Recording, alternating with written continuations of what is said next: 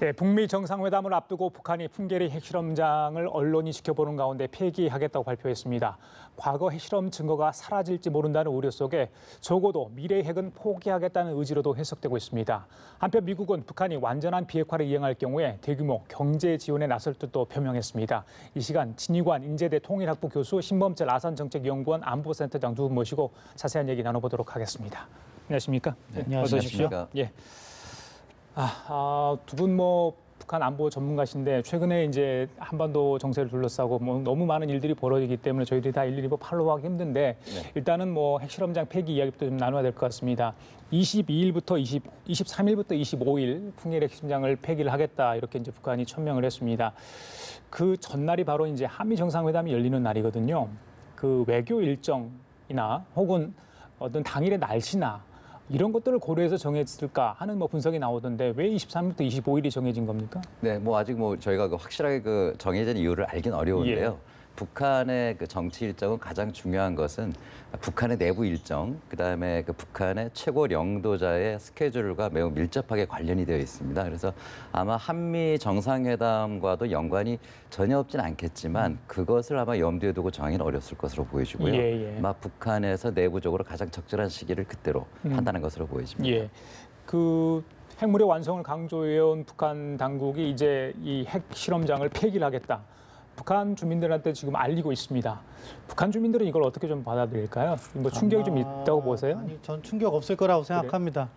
자신들의 영도자 김정은 위원장의 전략적 결단으로 인해서 동북아 정세가 변화하고 있다고 계속해서 이야기하고 있기 때문에 이것도 김정은 위원장의 결단이고 무언가 새로운 변화를 가져올 것이다. 그렇게 받아들일 거라고 생각하고요.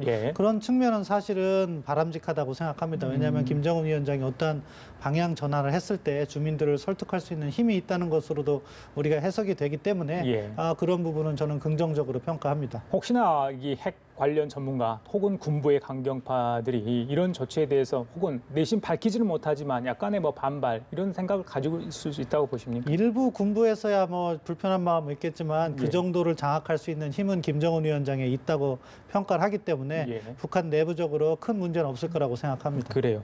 알겠습니다. 자, 교수님, 이제 저희들이 좀 하나하나 좀 짚어봐야 될 것 같은데 당초 북한이 우리 정부에게 알린 바에 따르면 이제 핵 폐기 실험을 할 때 전문가 그리고 이제 언론을 초청을 하겠다 이렇게 하지 않았습니까? 그런데 이번 발표에 전문가들이 좀 빠졌단 말입니다. 나중에 이걸 다 폐기한 이후에 불러주겠다는 의도인지 아니면 아예 앞으로도 전문가는 부르지 않겠다는 의도인지 어떻게 봐야 되는 겁니까? 네, 우선 이게 우리 정부를 통해서 전달된 말이기 때문에 정확한 워딩은 우리가 지금 알 방법은 없지 않겠습니까? 그래서 북한이 약속을 이행한 거다 아니다라고 얘기하기는 좀 이를 것 같고요.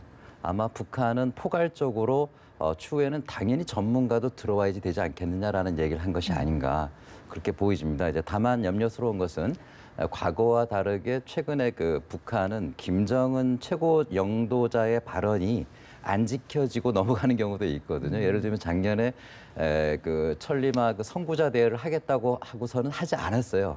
이런 경우는 매우 드문 일입니다.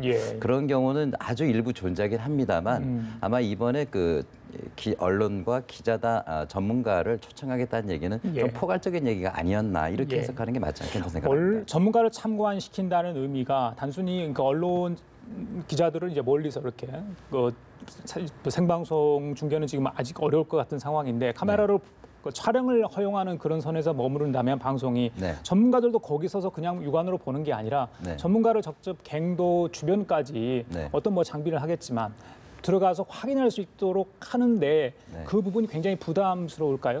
굉장히 중요한 말씀인데요. 그러니까 그 부담도 없진 않겠습니다. 그건 없진 않겠지만 지금 남북한과 미국은 매우 최고의 실무자들끼리 직접 소통을 하고 있는 구조가 되어 있지 않습니까? 그리고 지금 남북한도 한 라인이 연결돼 있고 아시다시피 폼페이오 국무장관만이 아니라 CIA 쪽에서도 북한과 직접적으로 소통하고 있기 때문에 이런 각국의 매우 첨예한 관심 사안에 대해서는 앞으로도 지속적으로 서로 소통을 통해서 접점을 찾아나가지 않겠는가 그런 측면에서는 아직은 좀 두고 볼 필요가 있지 않겠나 생각합니다. 6차 핵실험이 어떻게 진행됐고 어떤 물질이 사용됐고 또 금연은 얼마고 그런 부분들이 굉장히 궁금하고 실제 확인할 방법이 없었는데 이번 기회에 전문가들이 가서 그걸 좀 확인해 보면 어떤가 했는데 그걸 다 폭파시켜서 덮겠다 이런 내용이거든요. 그래서 증거 인멸의 가능성 뭐 이런 이야기도 일각에서는 하고 있는 상황인데 신 교수님 생각은 어떠세요? 네, 좀 아쉬운 부분입니다. 어떻게 보면은 전반적인 비핵화 프로세스에서 시작인데 예. 그 시작부터 조금 더 통 크게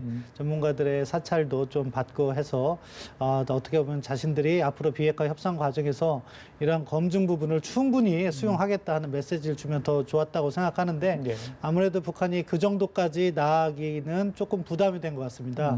그러니까 이게 어떻게 보면 보상 없이 예. 선제적으로 한 행동이거든요. 그러다 보니까 일종의 맛보기 정도만 일단 보여주고 예. 결국 이러한 검증 문제는 미국과의 그러한 합의 그 이후에 받아들이겠다 하는 그런 식의 어떻게 보면 계산된 접근 이렇게 생각합니다. 그 소위 말해서 전문가가 이제 배제가 됐는데 만약에 전문가를 참석시킨다면 어떤 전문가, 그러니까 IAEA의 전문가인지 아니면 미국 측 전문가인지 아니면 한국 측 전문가인지 이걸 다 포함하는 전문가가 될 수 있는지 어떻게 보세요?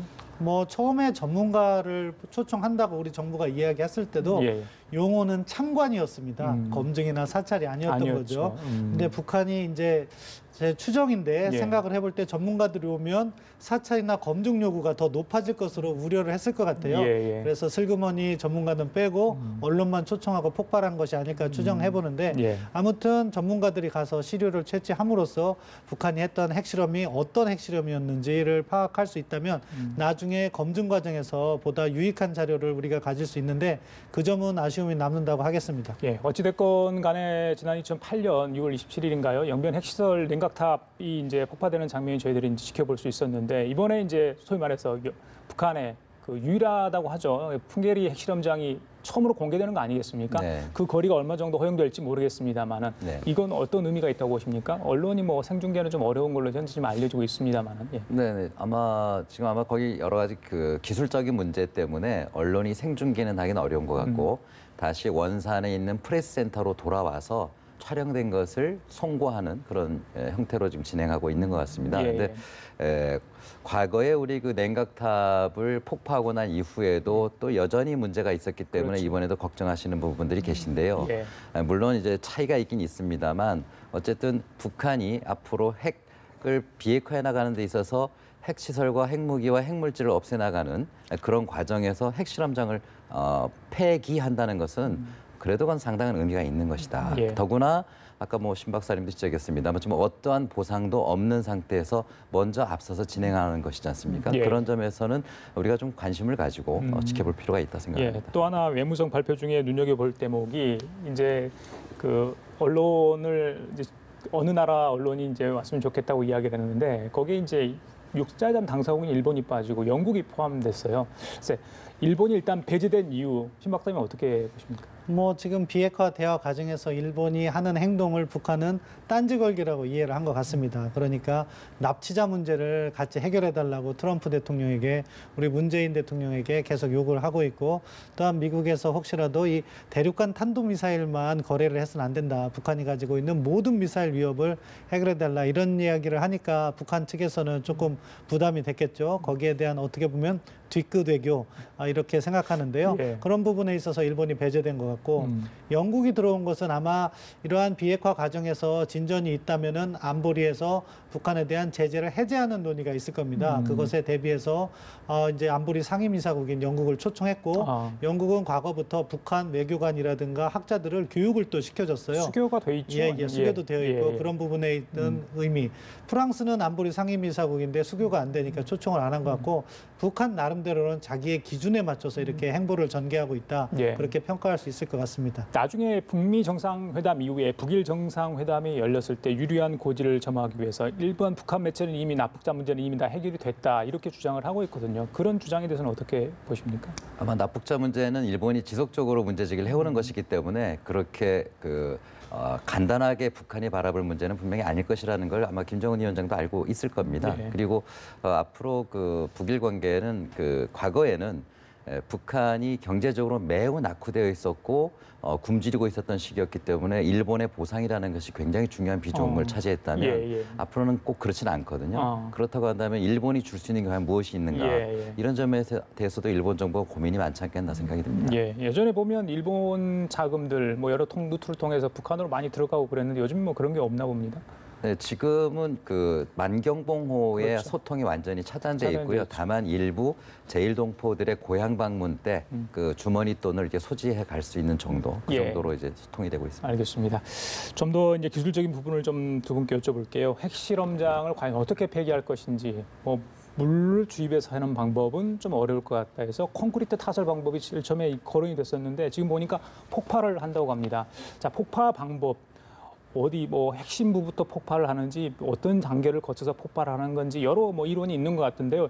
정말 가장 중요한 건 제대로 좀 해야 될 것 같은데 어떤 그런 기술이 있는지도 걱정이고요. 위험성은 전혀 없는지 여러 가지 좀 저희들이 알아봐야 될 게 있는 것 같습니다, 교수님. 네, 이거 지금 뭐 갱도가 전부 한 4가지 정도가 있지 않습니까? 그래서 1번, 2번 갱도가 실험을 했는데 1번, 2번 갱도는 실험을 했기 때문에 자칫 그 방사능이 오염될 수도 있지 않습니까? 예. 그래서 1번, 2번 갱도를 폭발할 때 내부에 대한 폭파가 이루어질 거고요. 입구 쪽으로는 상당히 주의를 기울일 것 같습니다. 그래서 내부의 폭발 이후에 입구는 콘크리트로 메꾼다든가 이런 방식을 쓰게 되고요. 예. 그럴 경우에 이제 많은 분들이 염려하는 것은 그러면 그 실험 그 결과라든가 북한의 핵 상태는 우리가 어떻게 할 수 있겠는가? 그거는 나중에 그 위에서부터 뚫어서 확인하는 그런 방법들이 있다고 합니다. 그렇기 때문에 아마 이번 폭발은 그렇게 핵심을 폭파하고 외부를 막 메꿔 나가는 형태로 진행될 가능성이 있지 않겠는가? 예. 그러니까 흔히 이야기하는 TNT를 통해서 할 수밖에 없는 거죠? 네, 그렇습니다. 일단 과거 핵실험을 했을 때도 북한이 대마기 작업이라고 해서요. 안에서 핵 폭발한 것이 갱도를 타고 밖으로 방사능 유출되지 않도록 하는 작업을 잘 한 것으로 알고 있습니다. 그래서 당시에 핵실험이 있을 때마다 뭐 일본이나 미국은 동해상으로 해서 그 제논을 포집하기 위해서 정찰기를 보내는데 제논을 포집하지 못했어요. 그런 것은 대마기 작업이 잘 돼 있다. 그만큼 방사능 유출도 적었을 것이라고 생각되고요. 그렇기 때문에 이번에 이제 기존에 핵실험을 했던 갱도에서는 그 입구를 갖다가 잘 막음으로 해서 추가 실험을 못하게 하는 방법이 있고 핵실험을 하지 않았던 데는 거기에 방사능이 없기 때문에 그거는 뭐 그냥 다이너마이트로 폭파해도 아무 문제가 없을 거라고 생각합니다. 치밀하게 될 수 있습니까? 그 폭파 작업이 하고 나서는 이제 입구 쪽은 뭐 콘크리트 타설하고 또 그 제일 외곽은 뭐 철근으로 이렇게 막는 작업을 할 것으로 이제 뭐 전문가들은 예상을 하고 있는데 자, 이런 작업이 완벽하게 될 수 있을지 그런 부분도 좀 궁금한데요. 이 핵폭탄을 만드는 거는요 동시에 이 그 농축우라늄이나 플루토늄을 쌓은 TNT를 100만 분의 1초에 폭발을 시킴으로써 응축을 시키는 거거든요. 그 정도 기술력을 가진 북한이 갱도 하나 제대로 못하겠습니까? 저는 뭐 갱도 폭파 부분, 방사능 유출 부분은 걱정 안 해도 된다고 생각합니다. 걱정할 필요 없다. 예, 알겠습니다. 그 비핵화 협상 과정에 가장 난제 중에 하나가 뭐였냐면 북한이 과연 이전에 보유하고 있던 핵무기를 어떻게 할 건가, 핵물질은 또 어떻게 할 건가 이런 얘기 아니겠습니까? 물론 핵실험 폐기에는 본인들이 먼저 이야기를 했기 때문에요. 그런데 이번에 이제 이 북미 정상회담에 이 핵 보유 그러니까 무기를 제3국에 반출하는 얘기가 지금 나오고 있는 것 같습니다. 제3국으로 반출, 그럼 그 제3국이 어디가 되고 반출할 대상의 핵무기와 핵물질은 과연 뭐가 될 거고 북한이 제대로 좀 신고를 해서 설명을 할 수 있을지 여러 가지 좀 의문이 들고 있는 상황이거든요. 이 반출 얘기는 어떻게 좀 받아들여야 됩니까? 일부 그런 얘기도 나오고 있는 것 같은데요. 아마 그 미국 측에서 나오는 얘기가 아닌가 싶은데 근데 지금까지 핵무기를 반출한 사례가 없습니다. 예를 들면 이제 우크라이나가 과거에 소련이 해체되고 나서 소련의 핵무기가 우크라이나 거가 되지 않습니까? 이런 경우는 소련으로 되돌려 보내는 뭐 그런 경우는 있었죠. 그러나 그것을 우크라이나가 핵폭이라면서 미국으로 보내거나 적대국으로 보내질 않았거든요. 뭐 이번에도 아니 북한 같은 경우에도 우선 핵을 폐기할 때 핵무기를 폐기할 때는 이거는 그 해당 국가하고 또는 IAEA하고 서로 그 대화를 통해서 협상의 대상을 놓고 다시 논의를 하게 될 겁니다. 이 과정을 거치면서 하더라도 아마 핵무기를 이전하는 경우는 그거는 상상하기 어려운 일이 아닌가 그런 생각이 듭니다. 그렇다면 왜 이런 얘기들이 나왔는지 모르겠는데 지난번에 폼페이오 국무장관이 방북했을 때 그런 이야기도 일부 논의됐다. 뭐 이런 언론 부분도 있습니다. 볼턴 보좌관 같은 경우는 핵 농축 또 재처리 능력까지 좀 제거해둬야 된다. 그러면서 이 폐기한 핵무기가 테네시주로 좀 옮겨야 된다. 여기에 무슨 대규모 연구단지가 있다고 들었습니다. 이게 어떤 시설입니까? 2차 세계대전부터 그게 시설이 있었고 리비아에서도 그 핵을 갖다가 해체할 때 관련 시설을 테네시주로 이관했습니다. 그러니까 지금 미국의 접근이라는 것은 무엇이냐면은 일관적으로 우리가 그 북한과의 비핵화 협상을 할 때 단계적 협상, 그러니까 동결, 신고, 검증, 폐기라는 이러한 단계를 밟아가다 보니까 예. 전체적인 핵 협상 그 비핵화 기간이 너무 길어지니까 미국이 선택과 집중을 택한 것 같아요. 저도 이 자리에서 그런 필요성을 한번 지적한 적이 있는데 핵물질과 핵무기 미사일까지 포함해서 이거를 먼저 제거한다. 그리고 그거를 갖다가 완전하게 제거하기 위해서 북한으로부터 반출한다. 대신에 북한에 대해서는 그 가계에 맞게 보상을 해준다. 예, 예. 다른 문제들, 그러니까 뭐 핵시설이라든가 인력과 같은 문제는 천천히 해도 괜찮다. 왜냐하면은 당장 북한이 핵무기를 보유하고 있지 않기 때문에 제재를 해제해 준다고 해도 협상력에 있어서 미국이 주도권을 행사할 수 있다. 이런 접근을 하고 있는 것 같습니다.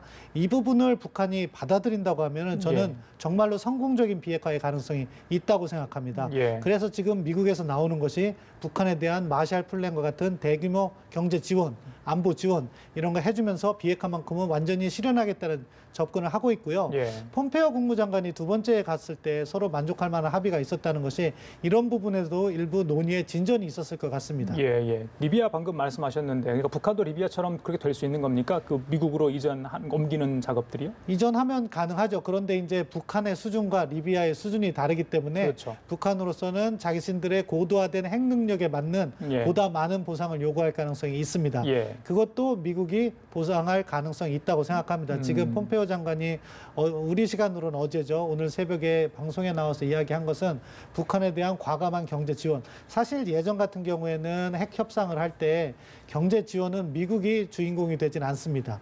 미국은 어떻게 보면 안보 지원을 중심으로 하고 경제 지원은 한국이라든가 일본의 비용으로 이렇게 지원을 하는데 미국 스스로도 민간을 통해서 지원할 수 있다는 이야기를 하고 있습니다. 예, 이것은 그만큼 큰 보상을 해줄 의지가 있다는 그 점을 밝히는 것이고 예. 그 반대 급부로서 북한에게도 확실한 비핵화를 해라. 그래서 예. 핵물질을 반출해라. 이러한 이야기를 하고 있는 것 같습니다. 완전한 비핵화를 약속을 했기 때문에 소위 말해서 방금 말씀하신 민간 투자 얘기까지 특정 뭐 분야까지 언급해서 지원을 해줄 거다. 굶주림에 벗어나게 해줄 수도 있다. 이런 언급까지 나왔거든요. 네. 글쎄 어떻게 보세요? 좀 빅들이 이루어졌다고 보시는 건가요? 네, 지금 북한이 비핵화를 합의를 할 경우에 그럴 경우에 민간의 투자를 하도록 하고 또 에너지 문제라든가 예. 그다음에 식량 문제라든가 이런 것들을 해결할 수 있도록 지원하겠다. 예. 뭐 이런 얘기를 하고 있고요. 이렇게 될 경우에는 앞으로 북미 정상회담 이후에 어떤 큰 변화가 나타날 수도 있단 말이에요. 근데 우리 정부도 이미 거기에 대해서 상당히 준비를 하고 있다는 남북 경협을 대비해야 된다는 얘기도 나오고 있고 그렇지 않습니까? 예. 이런 얘기들을 종합해 봤을 때는 지금 뭐 합의서에 서명을 해야 되겠지만 그렇죠. 상당 부분 의견이 접근된 것이 아닌가 예. 그런 생각을 할 수 있을 것 같습니다. 미국의 민간 자본이 들어간다. 네. 근데 결국은 이게 제재하고도 좀 맞물려 있는 것 같은데 네. 뭐 일부 제재는 해줘야 할 수 있지만 국제사회가 과연 동의를 해줄까? 물론 미국이 주도했습니다만 이후에 네. 제재 해제 국면까지 갈 수 있을 거라고 보십니까? 그 제재라는 게 유엔의 제재가 있고요. 그다음에 그렇죠. 미국의 독자 제재가 예, 또 예. 매우 강력하지 예. 않습니까? 그래서 미국의 독자 제재는 미국이 스스로 풀어나가면 되는 것인데 그러니까 유엔의 제재를 어떻게 풀 것이냐라고 할 때요. 예. 유엔에서 가장 강력하게 의견을 제시하는 게 제재 의견을 제시하는 게 미국이고 그리고 유엔 제재 결의안에는 조항에 전제가 달려 있습니다. 예. 즉 평화로운 목적일 경우, 즉 유엔 결의안의 목적에 부합할 경우에는 예외 조항을 둘 수 있기 때문에 예, 예. 북한이 비핵화를 하기 여하에 따라서는 얼마든지 제재는 변화할 수 있다 이렇게 예. 볼 수 있을 것 같습니다. 지난번에 이 중앙당 전원회인가요? 핵 병진 노선에 대한 어떤 그 중앙위원회 규정을 하면서 전원회의였습니다. 중앙위원회 전원회의에서 경제 분야에 이제 좀 총력을 기울이자 이런 이야기를 하지 않습니까?